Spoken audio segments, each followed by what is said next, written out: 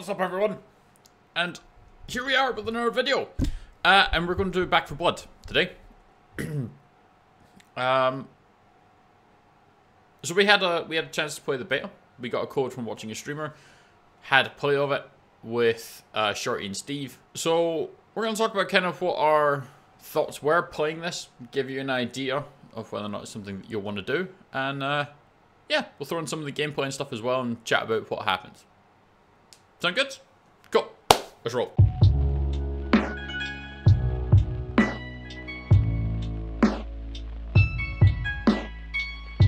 So, let me start this video, right? Off the bat, before anything else happens, I had a lot of fun playing this game, right? I really enjoyed playing it. Everything after this is entirely constructive, and it's little things that are a problem here and there, but make no mistake, I really enjoyed playing this. So I'm hoping that a lot of the problems that we discuss in the video and kind of came across is actually just because in beta phase still. You know, they're not quite finished. They're still developing it. So we were playing the campaign. Now, your lobby is a freely moving area that you can talk to a few people, and there's like a firing range. And the firing range gives you an indication of kind of what is available to work with in the game. And the weapon choice in this game is actually quite substantial. Depending on how your particular preference is on how you want to play, there is a multitude of pistols. Obviously, there's going to be a lot of comparisons between this and Left 4 Dead, right? Left 4 Dead was done by the same studio, and we loved it. Objectively, people loved that game. You know, it actually still holds up to this day if you get it cheap on Steam. And you can mod it and do all sorts of ridiculous stuff. It had basically assault rifles, shotguns, sniper rifles, and a couple of variations on pistols. The second one then introduced melee weapons. Alright, cool, I can roll with it. This game has the same kind of thing, but there's like 4 or 5 SMGs, ranging from like an MP5 to a Vector. You can get an Uzi, kind of thing. You've got M16 carbines, or an M16 assault rifle. I think you've got an M13 carbine, sorry. AK-47s, you've got LMGs, you've got shotguns, you've got a multitude of pistols. You know, M1911, a Beretta, you've got like a full auto Glock. On top of that, there are attachments for all the weapons. So a combination of barrel, sight, mag, stock. That's how you can fit things around it. Great. So I've got a lot of weapons that I can choose from. I've got a range of customization. I've got a range of customization in which to be able to make the gun play the way I want to. Here's one of the first fundamental problems that I came across that bothered me.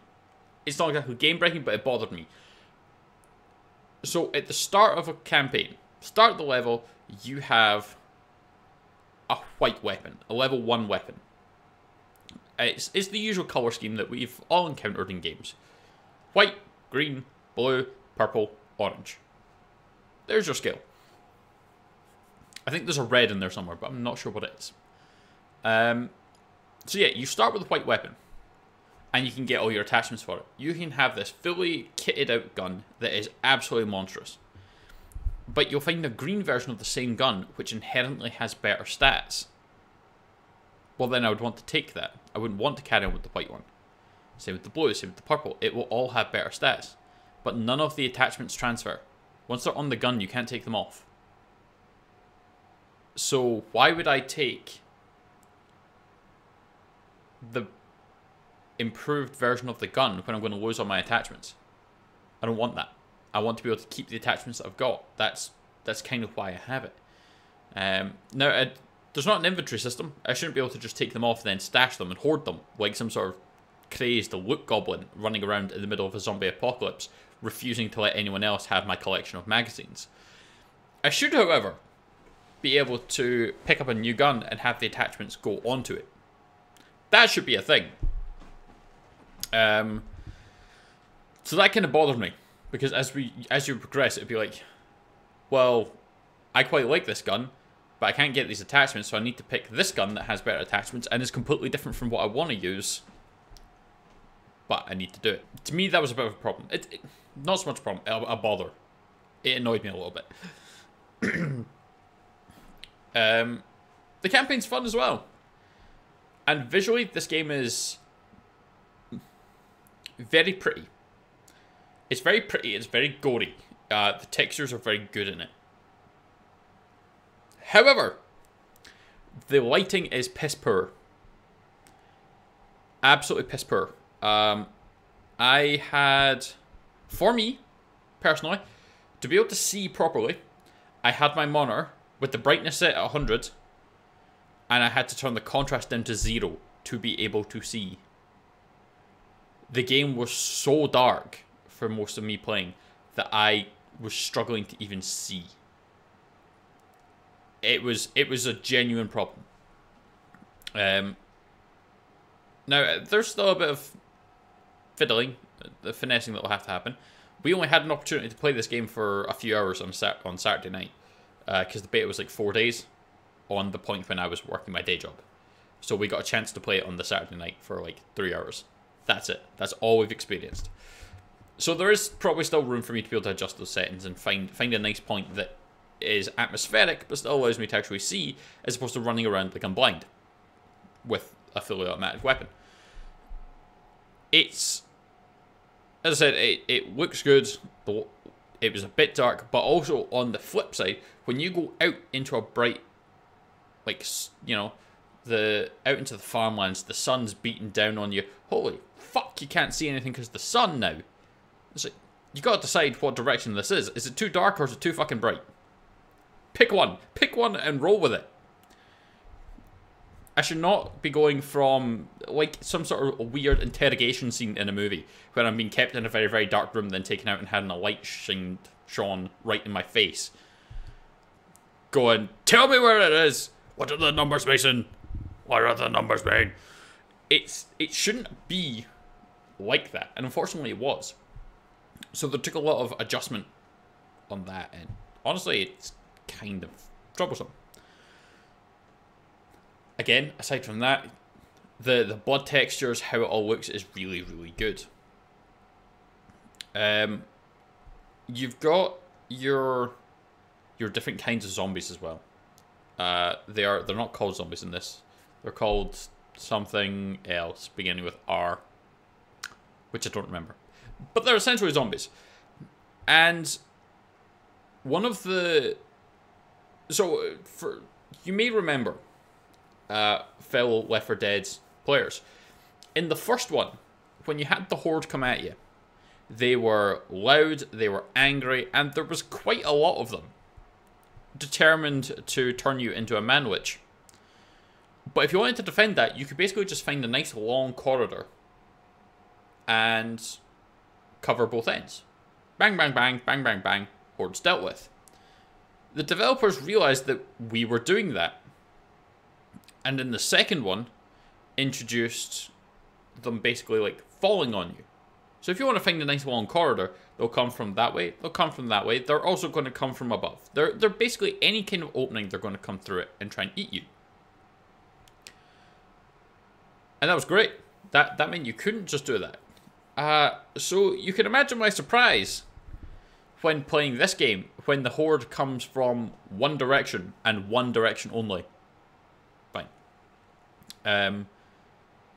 I kept turning round, looking behind us, expecting something to come at us from behind. And it never did. They just came from straight in front of us. We even threw, like, gas canisters down there. Because why the fuck not? Let's throw the propane tanks down there and shoot them. Because they were only coming from that way. We didn't need to defend around us. So, the Hordes are all very odd when they're those kind of events. And, you know, you could defend them. There'd be a large group of the zombies. You'd be able to kill them. Now, we were playing on easy because it was our first playing. We wanted to experience that. We're not we play for fun. We don't want to suffer and do nightmare difficulty. But even with that, the zombies weren't particularly difficult. And then you get to about midway through the campaign, you've got to do some shit on a boat. And we got slaughtered. All of us got killed. I made it further than the rest. And then died pretty much as soon as I had to step onto the boat. So we then knew that we had to run. We didn't have to stay and fight, which is what we originally tried to do. So we redid it.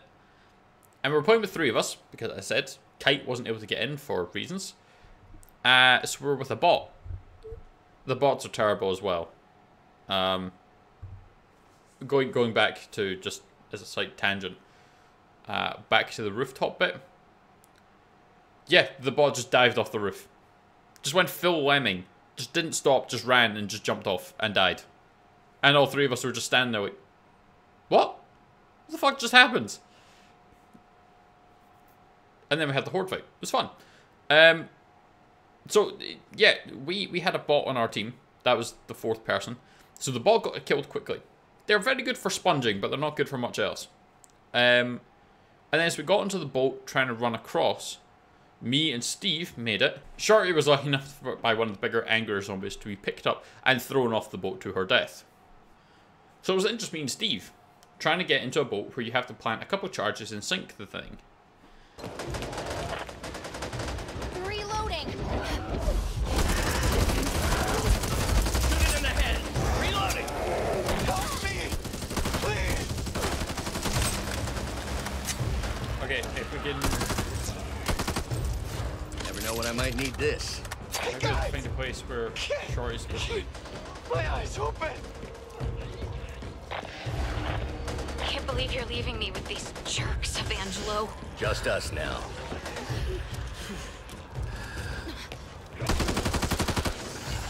Yeah.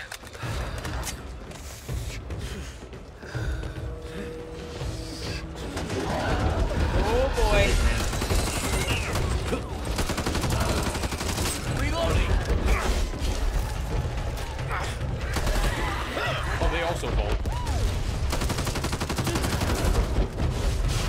Cover me. Reloading.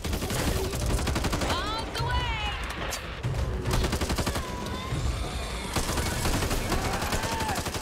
Watch where you're firing. Yep. Yep. Country roads.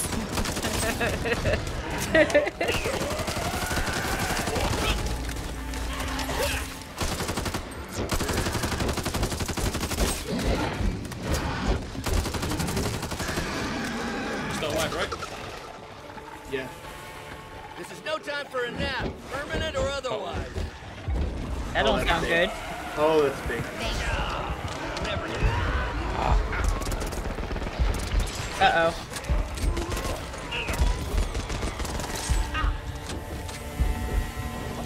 Some help here.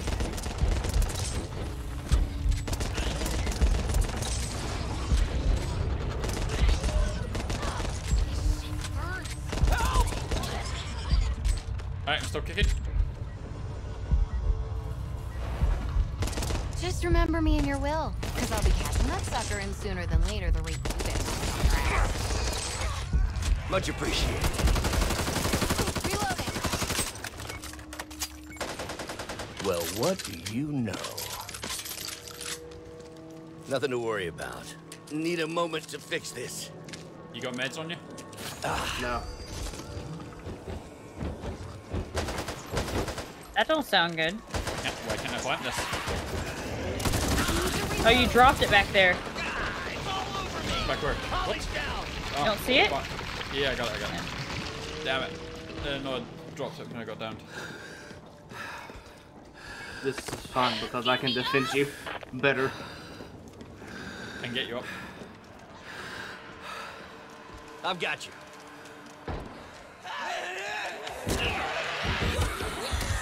Thanks. Need to reload. Alright, go ahead and plant it. Delicately does it, HR. Oh, order.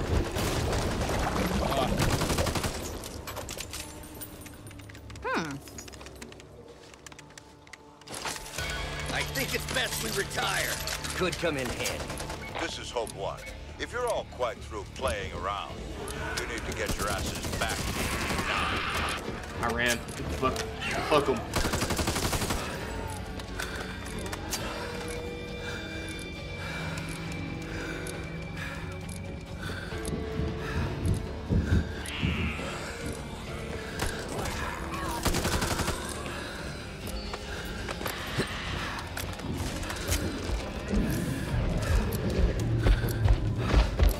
Oh, there's something big chasing me.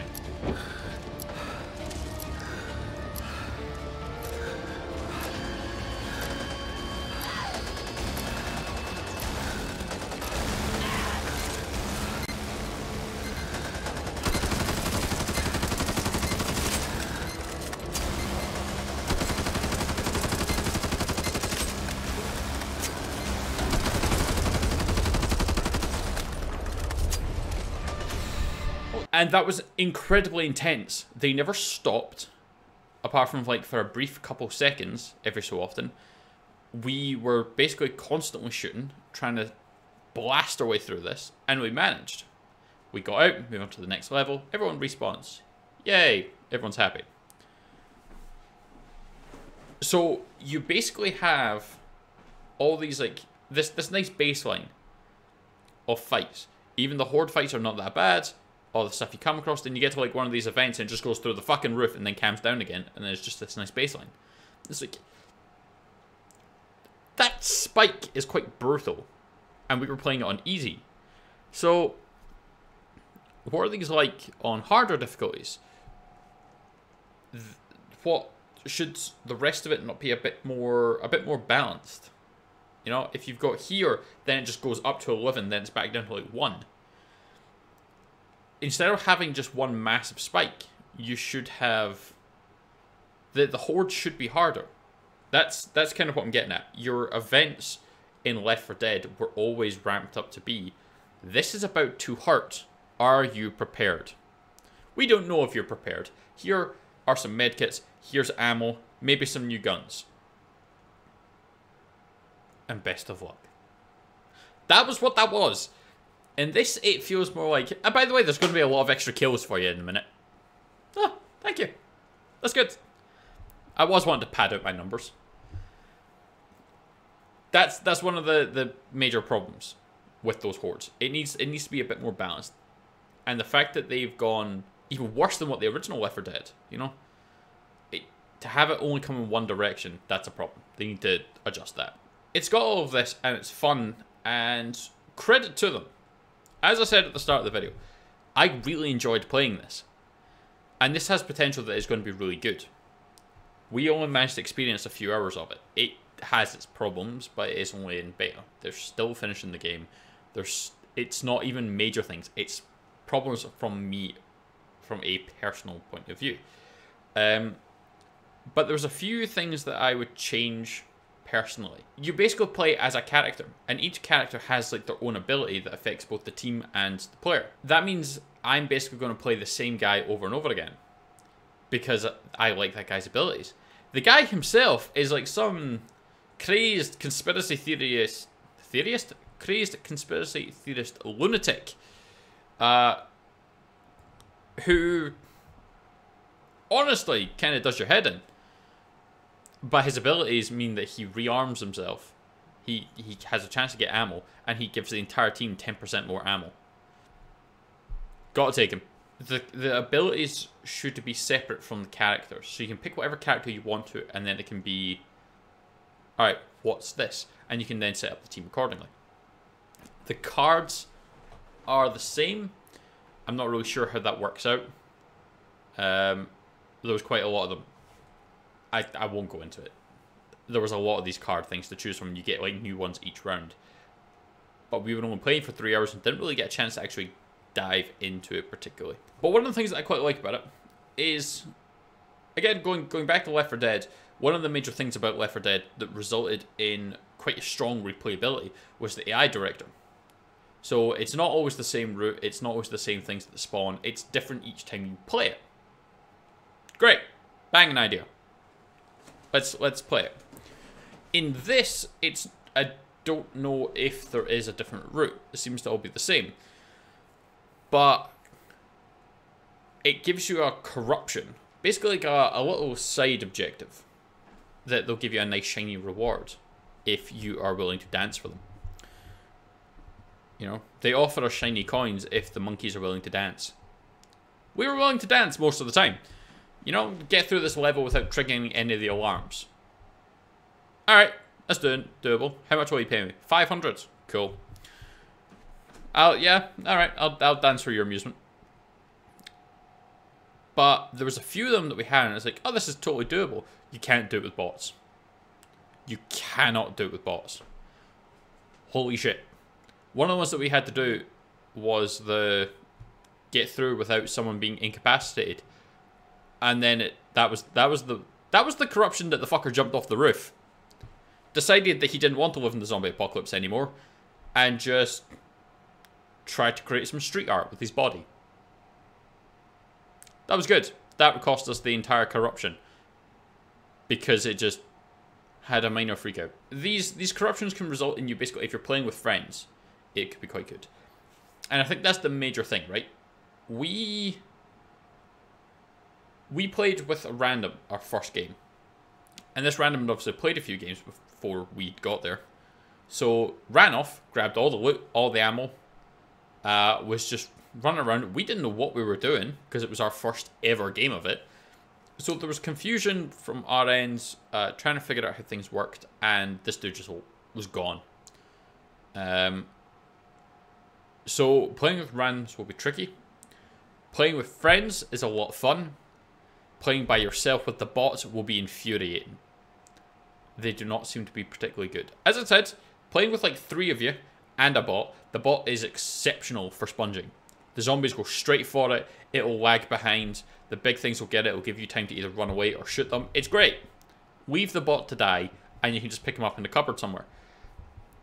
But if you were playing single player with these bots, no, they'll drive you insane. As I said as well, there is some connection issues. We had to restart the game a couple times. Steve was having a lot of trouble being able to connect. But let's put that down to early access, game's not finished, and they got probably quite a lot of people coming to the servers. So we'll let that slide. That's not a thing to really be like, ah, no, the game's unplayable because you can't connect with your friends. It's not. We got in, we were fine. As I said, we had to reboot a couple times, but we were fine. Oh no, this game is a lot of fun, right? It's legitimately a good, fun game. And I'm interested to see what tweaks and things they make based on the feedback from the players. If you're watching this video today, when I release this, on the 11th, the open beta is from the 12th to the 16th. So as of tomorrow, there's a 4-day period where you can try this game. Go on, see what you think for yourself. You know, it's as I said, it's good fun. You should definitely do it, but make sure you have friends if you want to experience really what you can do with it. And, you know, if you come across anything that you disagree with on my video, let me know in the comments. All that. But, a word of advice to any smaller streamers. I can't imagine big ones have this issue. But any smaller streamers, such as myself, if you are running this in OBS, and you're trying to record or stream or whatever, it does not like gain capture. Right? In your OBS sources, when you're using the gain capture, it only seems to fill half the screen. I had to use display capture to be able to get the whole thing. Alright? So don't make the same mistake that I did. Run it the display capture straight away, and you'll have no problems. Alright? So until then, folks, until we meet again, you can swing by our Twitch channel every Monday, Tuesday, and Thursday. We have our Discord as well. Both will be linked underneath. And of course, in the Discord, we have our schedule as to what we're actually doing in terms of games and whatnot. And as of Sunday, we're doing our first ever charity stream on the 15th. So you should definitely come by, support a good cause. And yeah. Thanks for watching the video. And we'll see you another time.